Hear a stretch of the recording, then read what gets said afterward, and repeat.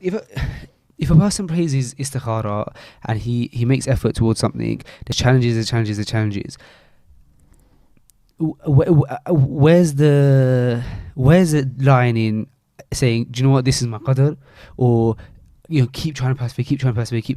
Because in your case, for example, it was meant to be, and you kept persevering. But is there not an argument that why aren't you accepting your qadr kind of thing? Do you know what I mean? When at what point do you say I've tied my camel? Okay, so with regard to qadr, is that using qadr as an excuse must always be for something in the past. Okay. You must never use qadr as an excuse for something present or something in the future. That doesn't mean it's not in part of qadr, it is, but it's not an excuse. So you don't say about something coming up next week, oh, it's not my qadr to get it. Okay. Yeah, you say in the past, it wasn't my qadr to get in this year.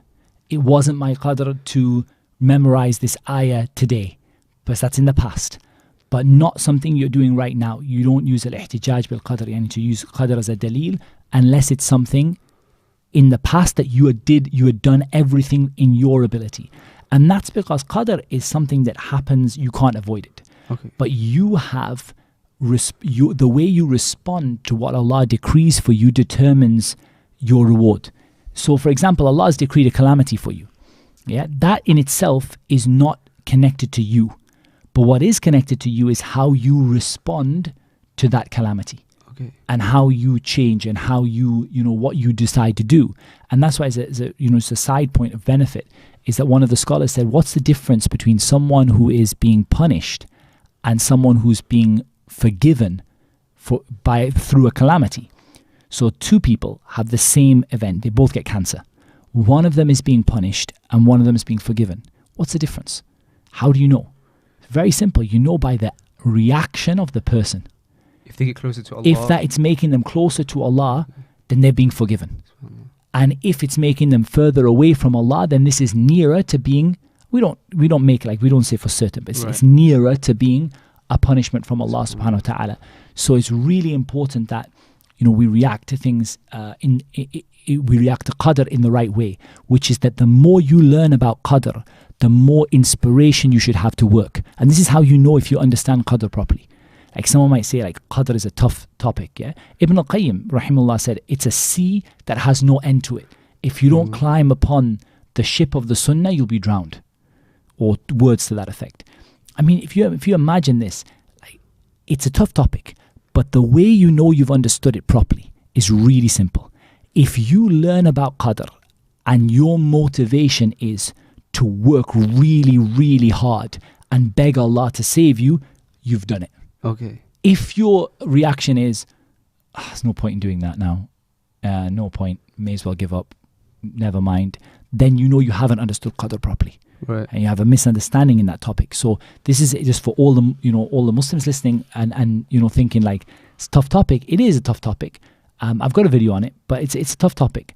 But if you've understood it right, you just should feel super motivated to work. Like you should just feel like I want to just keep going and going and going and going.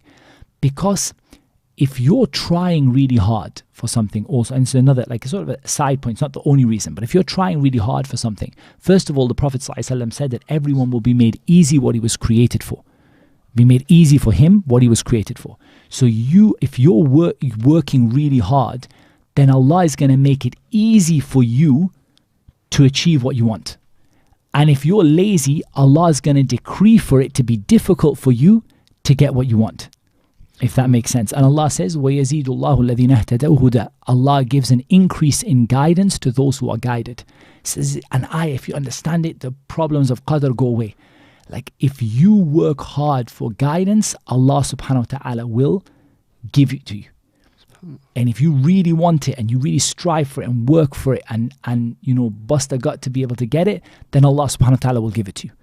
But if you're lazy and sit back and say, if only, then in that case you have nobody to blame except yourself.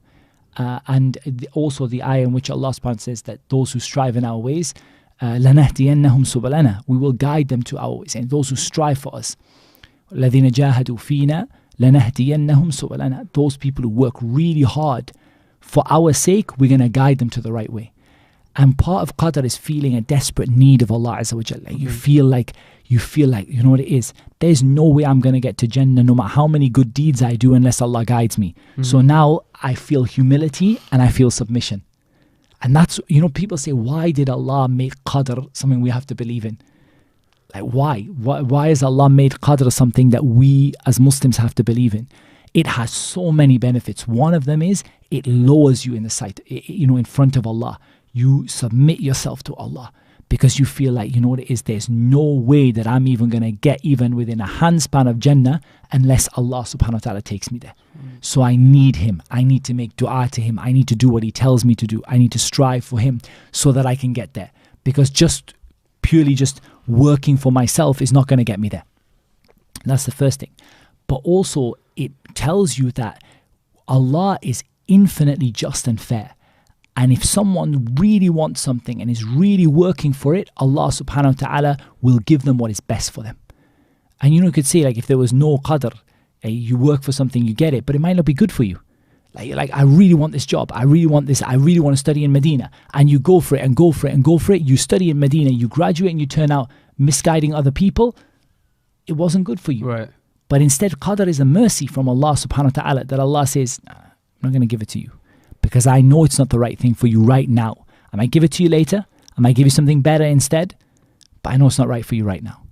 It's a beautiful thing. So come back to your question. There's a few different ways to look at this issue. One thing is, if the thing itself that you're striving for is good for you, then don't stop striving for something good. Especially if it's something Allah has made obligatory for you or Allah has told you that you should do. Don't stop striving for something good. If Allah subhanahu wa ta'ala has told you to, if someone said, I'm struggling to pray 5 times a day, should I just stop? No, you have to pray 5 times a day. You just keep on struggling, keep on striving, keep on working. That's the first thing. The second thing is, don't confuse the objective and the means. So my objective is what? To learn Islam. My means of doing so is to go to Medina. Allah Azza wa Jal may block a certain means for me and open another one, but the objective doesn't change. So someone may say, like I haven't been able to go to Medina, I'm not going to study Islam.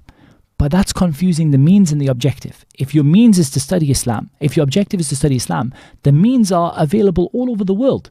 Different means, different places, different institutes, different online, offline, with a teacher, without a teacher. Studying Islam has not been closed for anybody. The door is open for everyone. But the question is this particular means maybe not good for me? And going to Medina itself may not be good for me. But maybe going to Makkah would be good for me. Maybe going to Medina would not be good for me, but studying online right now would be good for me, and then going later. At the end of the day, like, if you have a good goal, don't confuse the goal with how you get there. How you get there might change, but the goal should be the same, to learn. I mean, what is your goal for seeking knowledge? Like Imam Ahmed said, أَن تَنْوِيَ رَفْعَ جَهْلٍ عَنْ نَفْسِكَ وَعَنْ غَيْرِكَ, that you intend to remove ignorance from yourself and others. So if that's my goal, I'm willing for Allah to guide me to whichever way is best for me to achieve that goal. It's the goal that I want. And that's why it's not generally, and so it's okay to make dua for Allah for certain means, but it's better generally to ask for the objective. So to say, وَقُلْ رَبِّ زِدْنِي عِلْمًا, oh my Lord, increase me in knowledge, rather than saying, oh Allah, allow me to get into this class in this year at this time, even though that's okay too, because that may not be the best thing for you, but the knowledge is definitely good for you. So whichever way Allah makes it easy for you. So I think that's how I would respond to that question. Jazakallah khair, Sheikh.